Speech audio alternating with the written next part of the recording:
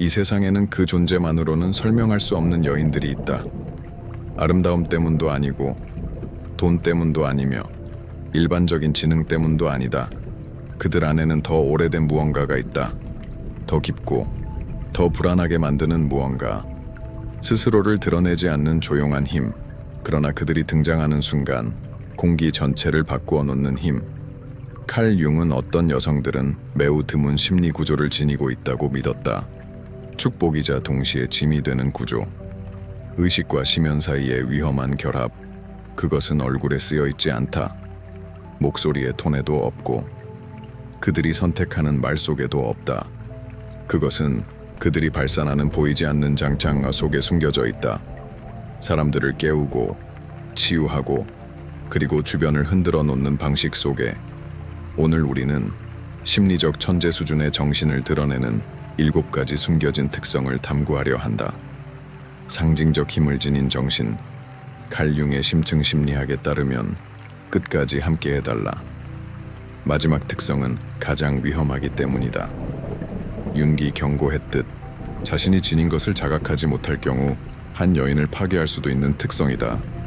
첫 번째 신호, 침묵의 중력 같은 아우라. 어떤 여성들은 말하지 않아도 존재가 느껴진다. 그들은 관심을 두고 경쟁하지 않는다. 관심이 그들에게 끌려온다. 사람들로 가득 찬 공간에 들어서도 아무런 노력 없이 시선은 자연스럽게 그들에게 향한다. 그것은 흔히 말하는 카리스마도 아니고 연출된 매혹도 아니며 눈에 띄는 아름다움도 아니다. 더 깊은 무언가, 보이지 않는 것, 의식 아래에서 작동하는 힘이다. 윤기라면 이를 무의식적 투사의 힘이라 말했을 것이다. 한 여성이 강렬한 내적 에너지를 지니고 있을 때 사람들은 느낀다. 이유를 알지 못해도. 그리고 그 위에 자신들의 욕망을 투사한다. 두려움을, 환상을, 그리고 그림자를. 어떤 이들에게 그녀는 뮤즈처럼 보인다. 영감을 주는 존재. 거의 신성한 인물처럼. 다른 이들에게는 위협처럼 느껴진다. 도전처럼, 통제하거나 제거해야 할 무언가처럼. 그래서 이런 힘을 지닌 여성들은 크게 존경받는 동시에 크게 오해받는다. 그들은 더 이상 하나의 개인으로만 보이지 않고 상징으로 취급되기 시작한다. 사람들은 왜 끌리는지 설명하지 못한다. 왜 계속 떠오르는지, 왜 그녀 곁에 있으면 마음이 흔들리는지도. 이 중력은 소리를 내지 않는다. 자신을 알리지도 않고 허락을 구하지도 않는다. 조용하지만 결코 무시할 수 없다. 윤근 원형이란 인간 정신 속에 존재하는 아주 오래된 패턴이라고 말했다. 집단 무의식 속에 살아있는 원초적 이미지들. 이 특성을 지닌 여성들은 종종 그 원형을 체현한다. 현자, 마녀, 뮤즈, 예언자. 그리고 여기서 역설이 시작된다. 왕관처럼 보이는 것이 동시에 감옥이 될 수도 있다. 사람들이 상징만 보게 되면 그 뒤에 있는 인간은 좀처럼 보지 않기 때문이다. 그들은 힘의 사랑에 빠지지만 항상 그 사람 자체를 사랑하지는 않는다. 그리고 이것은 시작에 불과하다. 이 조용한 아우라 뒤에는 두 번째 신호가 있다. 더 복잡하고 깊은 고독을 품은 두 번째 신호. 연결과 고독 사이의 역설. 이 여성들은 세상과 깊이 연결되어 있는 것처럼 보인다. 사람들을 끌어당기고 친구를, 연인을, 함께하고 싶어하는 영혼들을 겉으로 보면 결코 혼자인 것처럼 보이지 않는다. 그러나 내면에서는 설명하기 어려운 고독을 살아간다. 사람이 없어서 생기는 외로움이 아니라 동등한 존재가 없어서 생기는 고독이다. 윤근 지혜로운 여성이라는 형상을 이야기했다. 사람들이 찾지만 결코 완전히 함께하지는 못하는 존재. 이것은 이런 수준의 인식을 지닌 여성들이 너무 많이 보기 때문이다.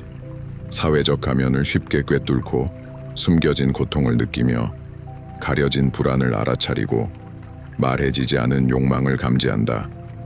이 깊은 시선은 친밀함을 만든다. 하지만 동시에 거리를 만든다. 사람들은 자신이 보였다고 느끼는 순간 노출되었다고도 느낀다. 많은 이들이 그녀들을 존경하지만 온전히 자신을 드러낼 수 있는 사람은 드물다. 그래서 이 여성들은 묘한 상태로 살아간다. 사람들로 둘러싸여 있지만 진정으로 이해받지는 못한 채 마치 다리 위에서 사는 것과 같다. 한 발은 세상에, 다른 한 발은 침묵 속에. 그리고 이 고독은 약함이 아니다. 내면의 고립 속에서 그들의 힘은 정렬되고 무의식은 모습을 드러내며 상징은 떠오르고 꿈은 말을 건다. 그곳에서 그녀들은 더 큰 무언가와 접촉한다. 비상적인 대화로는 담을 수 없는 것. 하지만 착각하지 말라. 이 역설은 무게가 있다. 많은 이들이 사랑 속에서도 고독을 느낀다. 그 깊이가 거울을 만나는 경우는 드물기 때문이다. 그럼에도 불구하고 이 고독은 어떤 본질적인 것을 날카롭게 만든다. 직관. 그리고 그것은 세 번째 신호로 우리를 이끈다. 초자연적으로 보이지만 너무 큰 대가를 요구하는 선물. 세 번째 신호. 깊은 직관이라는 위험한 재능. 융에게 직관이란 상상이 아니었고 추측도 아니었다. 그것은 무의식을 직접 인식하는 방식, 증명 없는 arm, 논리 없는 이해, 이성적 설명을 초월한 감지였다. 이 특성을 지닌 여성들에게 직관은 가끔 나타나지 않는다. 항상 존재한다. 살아있고 피할 수 없다. 일어나기 전에 느끼고 모든 것이 괜찮아 보여도 무언가 잘못되었음을 알아차린다. 거짓말은 말하는 순간 알아본다. 사실이 아니라 톤에서, 에너지에서, 보이지 않는 어긋남에서, 미소 속에 숨겨진 슬픔을 읽고 친절로 위장된 분노를 느끼며 말 한마디 나오기 전에 관계의 끝을 감지한다. 겉에서 보면 이것은 두렵고 거의 신비롭게 보인다. 하지만 그녀들에게는 그저 자연스럽다. 숨 쉬는 것처럼. 그러나 이 재능에는 고통이 따른다. 직관은 사람들이 보고 싶지 않은 진실을 드러내고 여성이 그것을 말할 때 거부를 감수해야 한다. 조롱을, 적대감을, 역사를 돌아보면 얼마나 많은 여성이 마녀라 불렸고 미쳤다 평가받았으며 위험하다고 낙인 찍혔는가. 그들의 진짜 죄는 무엇이었을까? 너무 많이 보고 너무 많이 느끼고 너무 이르게 알았다는 것. 이 재능은 그것을 지닌 이에게도 상처를 준다. 배신을 미리 느끼고 상실을 예감하며 다가오는 폭풍을 알아차리는 것. 그것은 가림막 없이 사는 삶이다. 세상은 편안한 눈가림을 선택하는데도. 그리고 이것은 네 번째 신호로 이어진다. 왜 이 여성들이 같은 강도로 사랑받고 증오받는지에 대한 이유. 네 번째 신호. 그림자를 끌어당기는 자석. 윤근 말했다.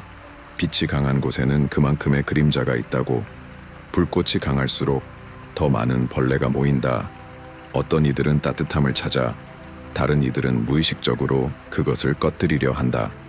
이 수준의 심리적 에너지를 지닌 여성들은 거울처럼 작동한다. 그러나 얕은 거울이 아니다. 그들은 사람들이 스스로에게서 숨긴 것을 비춘다. 질투, 원한, 인정하지 않은 두려움, 억눌린 욕망, 종종 단 한마디도 하지 않고서 그녀들의 존재만으로도 내부 구조는 흔들린다. 그들이 누군가의 삶에 들어오면 무언가가 떠오르기 시작한다. 묻혀있던 것이 표면으로 올라온다. 어떤 이들에게는 존경을 불러일으키고 매혹을, 감사를, 다른 이들에게는 분노를, 불신을, 이유 없는 적대를 유발한다. 그래서 이런 여성들은 거의 눈에 띄지 않고 지나가는 법이 없다. 강렬하게 사랑받거나 강렬하게 거부된다. 무시되는 경우는 거의 없다. 많은 이들이 뒤에서 그들을 이야기하고 깎아내리려 하며 이야기를 만들어내고 의심을 퍼뜨린다. 그러나 이것은 그들이 누구인가와는 거의 관련이 없다. 대부분은 그들이 무엇을 깨우는가와 관련이 있다. 그녀들은 타인의 그림자를 활성화한다. 그리고 모든 사람이 자기 내면을 들여다볼 준비가 되어 있는 것은 아니다.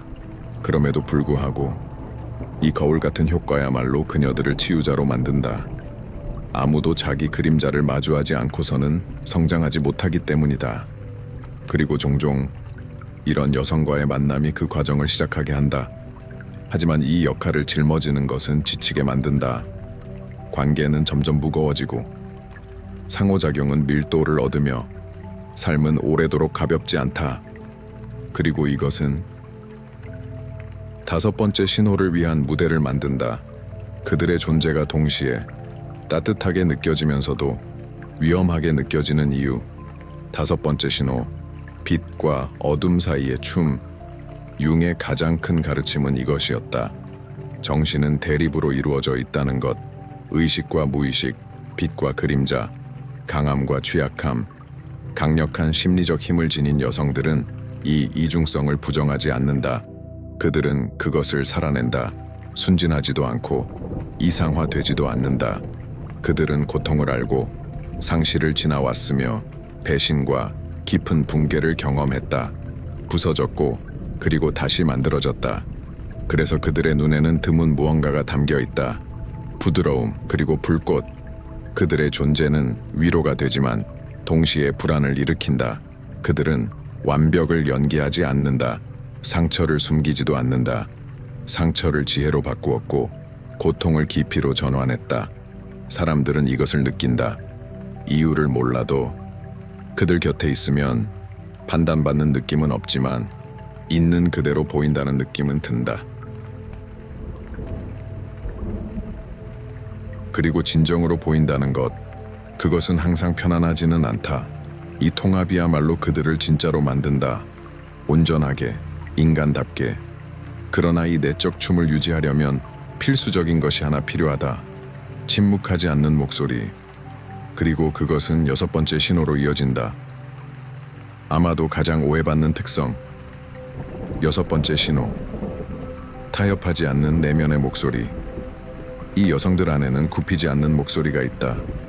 사회적 기대에 복종하지 않고 두려움에도 굴하지 않으며 인정받고자 하는 욕구에도 타협하지 않는다. 융은 이 목소리를 자기 셀프라고 불렀다. 정신을 조직하는 중심, 개성화의 나침반. 이 여성들에게 그 목소리는 분명하다. 숨막히는 관계에서 벗어나라고 말하고 마음이 머물고 싶어 울부짖을 때조차 떠나라고 요구한다. 진실을 요구한다. 거짓이 더 편안할 때조차 창조하라고 부른다.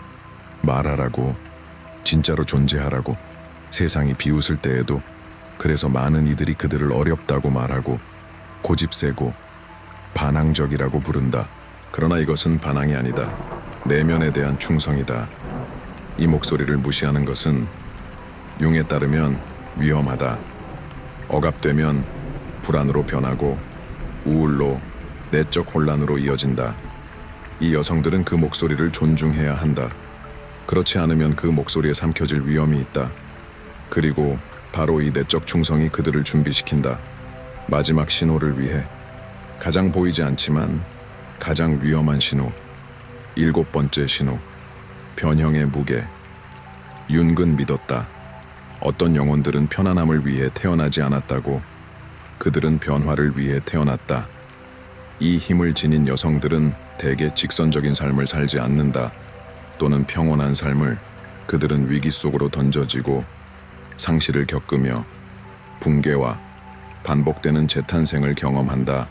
벌이 아니라 정련이다. 삶은 그들을 도구처럼 사용한다. 그들은 장소도 사람도 그냥 지나치지 않는다. 그들의 길을 건넌 사람은 결코 이전과 같지 않다. 어떤 이는 치유되고 어떤 이는 직면하게 되며 어떤 이는 깨어난다. 그러나 아무도 온전히 남지 않는다.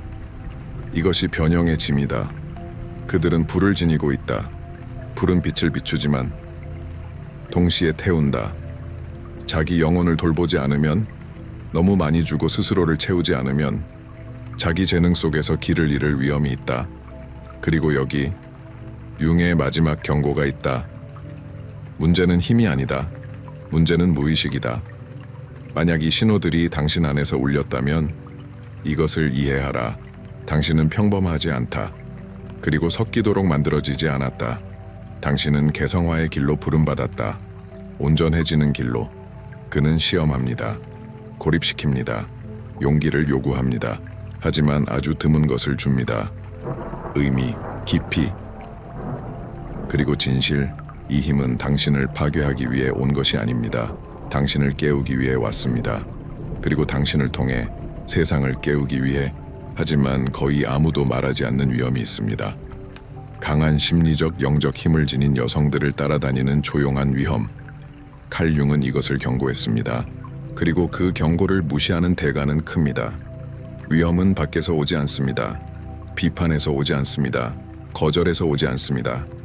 위험은 당신이 감당할 필요 없는 것까지 혼자 짊어지기 시작할 때 태어납니다. 이런 에너지를 가진 여성들은 자주 모두의 버팀목이 됩니다. 안식처가 되고, 조언자가 되고, 듣는 사람이 되고, 공간 전체를 정서적으로 떠받치는 존재가 됩니다.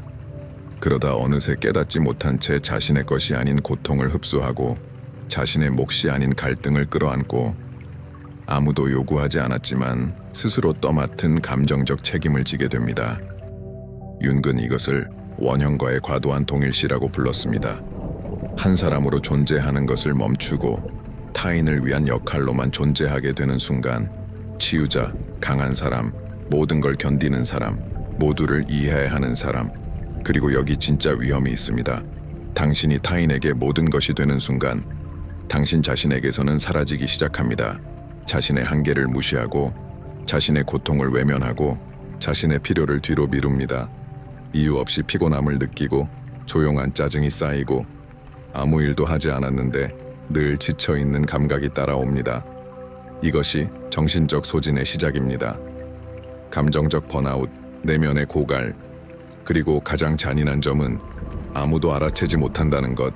당신은 계속 기능하고, 계속 돕고, 계속 강해 보이기 때문입니다. 윤근 자아가 원형적 에너지를 혼자 감당하려 할 때 붕괴가 일어난다고 경고했습니다. 그 붕괴는 깊은 불안, 우울, 정체성의 혼란, 혹은 갑자기 사라지고 싶다는 욕망으로 나타날 수 있습니다. 또 하나 거의 말해지지 않는 위험은 구원자 증후군입니다. 당신은 타인의 가능성을 보고 그들이 될 수 있는 모습을 봅니다. 그래서 상처 입은 사람들과 엮이고 불균형한 관계에 머물며 사랑과 인내 존재 자체로 그들을 치유할 수 있으리라 믿게 됩니다. 하지만 윤근 분명히 말했습니다. 자기 의식 없이 변화는 일어나지 않습니다. 깨어나고 싶지 않은 사람을 구하려 하면 당신도 함께 가라앉습니다. 이 패턴은 반복됩니다. 강렬한 관계, 깊은 연결, 그러나 언제나 비대칭적인 형태.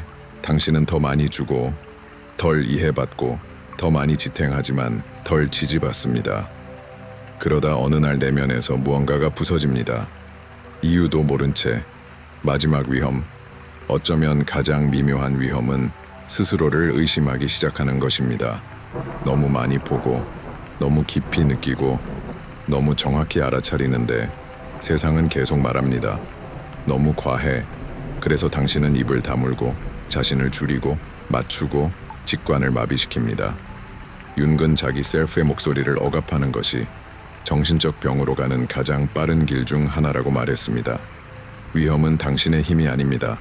위험은 그 힘의 한계와 돌봄과 뿌리가 필요하다는 사실을 잊는 것입니다. 그리고 더 깊은 위험이 하나 더 있습니다. 더 조용하고 거의 인식되지 않는 위험, 깊이를 의무로 착각하기 시작하는 순간입니다. 더 많이 본다는 이유로 더 많이 견뎌야 한다고 믿는 것. 그래서 당신은 무례함에 관대해지고 반김에 익숙해지고 부재를 참아냅니다. 상대의 트라우마를 이해하고 한계를 이해하고 힘들었던 어린 시절과 해결되지 않은 두려움을 이해합니다. 그리고 그 이해를 이유로 당신이 받아야 할 것보다 적은 것을 받아들이게 됩니다. 윤근 경고했습니다. 자기 존중 없는 의식은 자기 파괴로 변한다고. 또 하나의 심각한 위험은 항상 감정적 경계 상태로 사는 것입니다. 당신의 정신 체계는 거의 쉬지 못합니다. 늘 환경을 읽고 미세한 신호를 포착하고 에너지의 작은 변화까지 분석하기 때문입니다. 쉬는 순간에도 당신의 마음은 계속 작동합니다. 이것은 잠으로도, 휴가로도, 산만함으로도 회복되지 않는 피로를 만듭니다. 영혼의 탈진입니다. 그리고 아무도 이것을 이해하지 못할 때 당신은 문제가 자신이라고 믿기 시작합니다. 왜 그렇게 많은 침묵이 필요한지, 왜 어떤 대화 후에 그렇게 고갈되는지, 왜 어떤 사람들은 당신의 생명력을 빨아들이는 것처럼 느껴지는지. 진실은 단순합니다. 하지만 받아들이기는 어렵습니다. 모든 사람이 당신에게 다가올 수 있는 것은 아닙니다. 모든 사람이 당신의 깊이를 감당할 수 있는 것도 아닙니다. 모든 사람이 당신의 존재를 맞이할 준비가 된 것도 아닙니다. 또 하나 자주 간과되는 위험은 고통을 미화하는 것입니다. 의식이 높은 사람일수록 더 많이 고통받는다. 깨어있는 사람은 더 무거운 십자가를 진다. 이런 말들을 들으며 당신은 고통을 운명처럼 받아들이기 시작합니다. 지금 이걸 분명히 보세요. 이것은 지혜가 아닙니다. 왜곡입니다. 융은 결코 고통을 신성화하지 않았습니다. 그가 말한 것은 의미였습니다. 순교가 아니었습니다. 통합 없는 고통은 사람을 성장시키지 않습니다. 그저 상처만 남길 뿐입니다. 그리고 또 하나의 위험이 있습니다. 만성적인 정서적 고독입니다. 사람들 사이에 있어도 당신은 온전히 드러날 수 없다고 느끼고 말을 걸러야 하고 자신의 인식을 줄이고 생각을 단순화해야 한다고 느낍니다. 시간이 지나면 당신은 침묵하게 됩니다. 이런 힘을 가진 여성이 오랫동안 침묵할 때 그녀는 서서히 자기 자신을 지워갑니다. 겉으로가 아니라 내면에서 빛은 피로로 바뀌고 직관은 혼란이 되고 힘은 짐이 됩니다. 이것이 융이 두려워했던 임계점입니다. 사람이 다르기 때문이 아니라 살아남기 위해 자기 자신을 버리기 시작할 때 진짜 위험은 세상이 당신을 이해하지 못하는 것이 아닙니다. 위험은 당신 스스로를 버리기 시작하는 순간입니다. 맞추기 위해, 방해가 되지 않기 위해, 너무 강렬하지 않기 위해.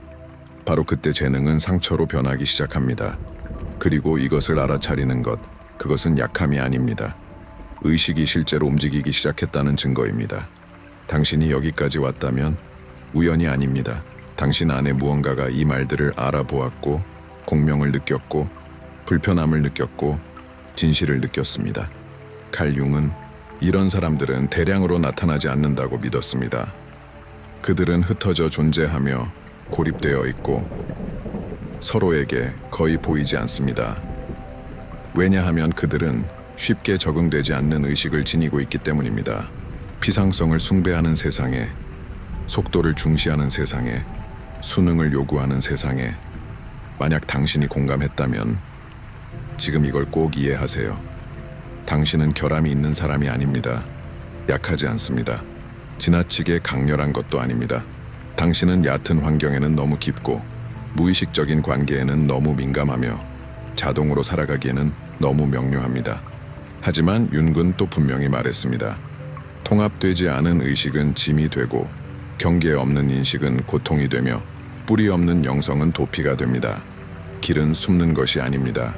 세상을 구하려 애쓰는 것도 아닙니다. 모든 것을 혼자 짊어지는 것도 아닙니다. 길은 통합입니다. 당신의 인식을 지혜로 사용하고 당신의 직관을 책임으로 다루며 당신의 힘을 분명한 경계 안에 두는 것. 깊어지되 길을 잃지 않고 민감하되 스스로를 파괴하지 않고 의식적이되 자기 인간성을 고립시키지 않는 것. 당신과 같은 이들은 분명 존재합니다. 직접 만나지 못하더라도 그들은 어딘가에서 질문하고 느끼고 깨어나고 있습니다. 그리고 당신이 있는 그대로 존재하는 것만으로도 이미 의식의 진화 속에서 조용한 역할을 수행하고 있습니다. 이 콘텐츠가 당신에게 말을 걸었다면 누군가가 당신이 늘 느껴왔던 것을 마침내 말로 표현해 주었다고 느꼈다면 채널 구독을 고려해 보세요. 이곳의 목적은 당신을 틀에 맞추는 것도 아니고 정상화하는 것도 아니며 침묵시키는 것도 아닙니다. 당신이 이해하고 통합하고 당신이 지닌 희귀한 마음을 지탱할 수 있도록 돕는 것입니다. 아래에 댓글을 남겨주세요. 이렇게 말해보세요. 나는 다른 사람들이 보지 못하는 것을 봅니다.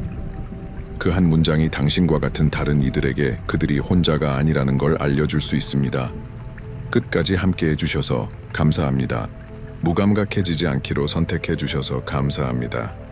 편안함 대신 의식을 선택해주셔서 감사합니다. 그리고 기억하세요. 더 많이 본다는 것은 하나의 선물입니다. 하지만 그와 함께 잘 살아가는 것, 그것은 예술입니다.